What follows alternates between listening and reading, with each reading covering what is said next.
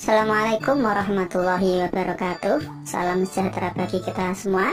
Halo sobat belajar, kesempatan kali ini nanti kita akan belajar melanjutkan pembelajaran pada kelas 4, tema 4 berbagai pekerjaan, subtema 2 pekerjaan di sekitarku. Kita nanti masuk ke pembelajaran yang pertama. Pembelajaran satu ini muatan pelajarannya ada IPS, kemudian ada IPA, yang terakhir ada bahasa Indonesia. Selanjutnya tujuan pembelajarannya nanti sobat belajar bisa membaca sendiri pada layar.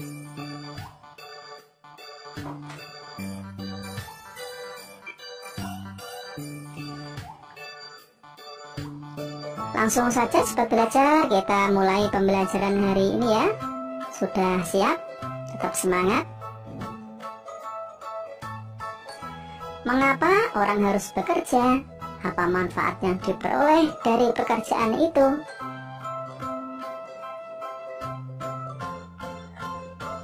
Setiap orang memiliki tujuan saat bekerja.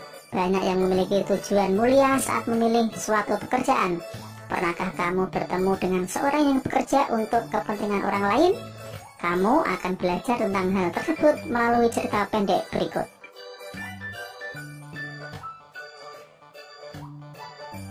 Pak Weli adalah kepala sekolah dasar Cemara di pelosok Kabupaten Grobogan, Jawa Tengah. Beliau lahir di Labuha, Maluku Utara.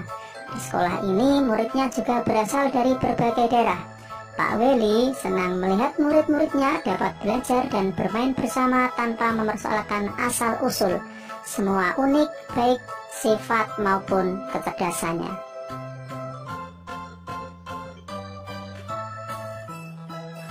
Sudin adalah pendidik asli Grobogan. Ia seorang anak yang suka membaca, percaya diri, dan pandai berpidato. Pak Weli ingin Sudin memperoleh pengalaman berharga melalui lomba pidato yang sebentar lagi akan diadakan di tingkat nasional.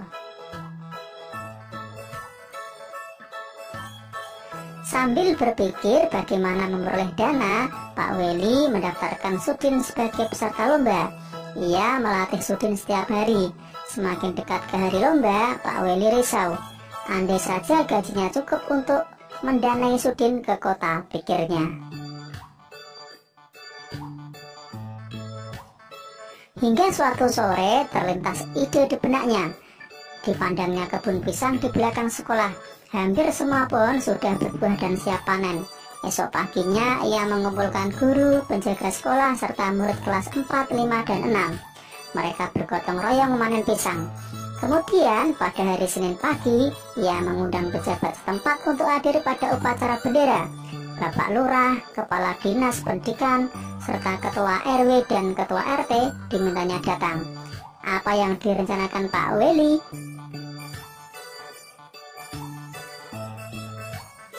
Rupanya Pak Weli ingin menyelenggarakan lelang pisang di sekolah.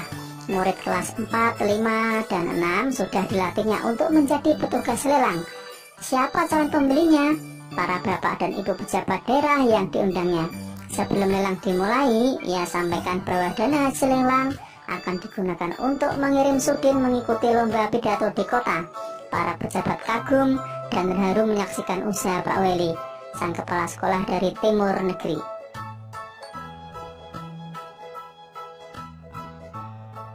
Tekad serta usaha mendukung kemajuan muridnya sungguh menyentuh hati. Dalam sekejap pisang habis dilelang. Dana yang terkumpul lebih dari cukup untuk memberangkatkan Sudin. Didampingi Pak Seto, guru kelasnya, Sudin pun berangkat ke kota. Sudin berhasil mempersembahkan piala juara pertama lomba pidato untuk sekolahnya. Tak sia-sia usaha Pak Weli dan seluruh warga sekolah. Berdasarkan cerita di atas, coba kalian jawab pertanyaan berikut ya. Yang pertama, sebutkan tokoh-tokoh yang ada dalam cerita di atas. Yang kedua, apa yang diharapkan oleh Bapak Weli. Yang ketiga, mengapa Bapak Weli memiliki harapan tersebut. Yang keempat, apa yang dilakukan Bapak Weli dan siswa di sekolahnya. Yang kelima, tokoh mana yang paling kamu sukai, mengapa? Ini jawabannya ada di teks bacaan tadi ya. Kalian bisa mengerjakan di buku tugas kalian.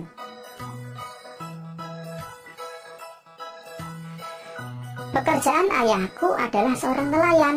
Aku sangat bangga dengan ayahku. Apakah kamu tahu alasannya?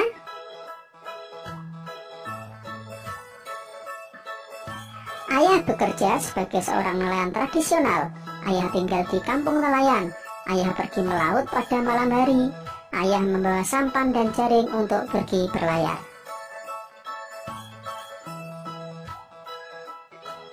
Saat berlayar, ayah harus menghadapi ombak dan badai di laut. Karena hanya menggunakan sampan, ayah tidak dapat pergi melaut terlalu jauh. Tangkapan ikan ayah kadang banyak, kadang sedikit. Semua bergantung pada cuaca. Sampan ayah tidak bermesin. Ayah tidak perlu membeli bahan bakar. Aku mendengar sekarang ada nelayan yang modern. Kapalnya lebih besar dan menggunakan bantuan mesin sehingga tidak mudah terguncang ombak. Kapal ini menggunakan mesin sehingga memerlukan bahan bakar. Banyak pemilik kapal tidak memedulikan penggunaan bahan bakar. Ada yang boros sehingga mencemari lingkungan perairan.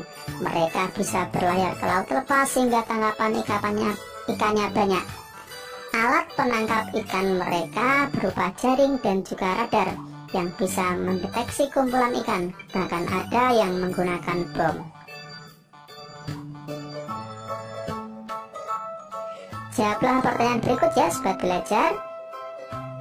Apa yang digunakan oleh nelayan tradisional untuk menangkap ikan? Yang kedua, apa yang digunakan oleh nelayan modern untuk menangkap ikan? Maaf ya, itu seharusnya nomor 2. Salah ketik. Kemudian tulislah persamaan dan perbedaan dari nelayan modern dan tradisional sobat belajar.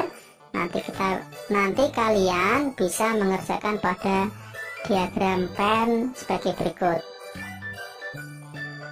Nah, diagram pennya nelayan tradisional, yang kanan adalah nelayan modern. Bagaimana caranya? Seperti ini ya contohnya sobat belajar. Perbedaannya, nelayan tradisional menggunakan sampan mencari ikan di daerah pantai, tenaganya tenaga angin. Untuk nelayan modern menggunakan kapal besar mencari ikan sampai tengah laut menggunakan tenaga mesin atau bahan bakar. Persamaannya sama-sama mencari ikan ya sobat belajar.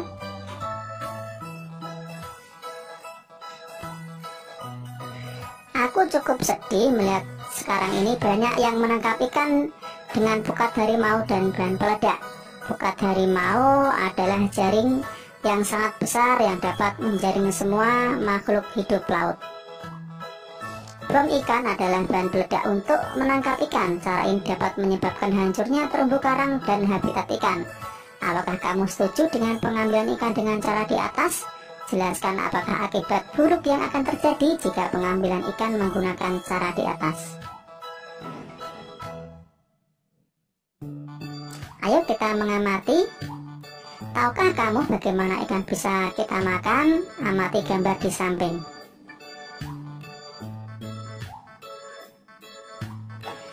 Hasil tangkapan ikan dijual ke pedagang ikan di pelelangan ikan. Dari tempat pelelangan itulah ikan dikirim ke pasar-pasar untuk dijual ke penjual ikan atau langsung ke konsumen. Penjual ikan dan konsumen wajib menjaga kebersihan pangan dengan cara mencuci ikan hingga bersih. Kegiatan jual beli ada yang berupa barang dan ada pula yang berupa jasa. Pekerjaan yang menghasilkan barang adalah pekerjaan yang menghasilkan suatu barang yang bisa digunakan oleh orang lain, misalnya pembuat makanan, petani, nelayan, peternak, dan pengrajin. Kemudian pekerjaan yang menghasilkan jasa adalah suatu pekerjaan yang pelayanannya bisa dinikmati oleh orang lain. Pekerjaan ini tidak menghasilkan barang, misalnya guru, petugas kebersihan, dokter, tukang cukur rambut, polisi, dan sopir.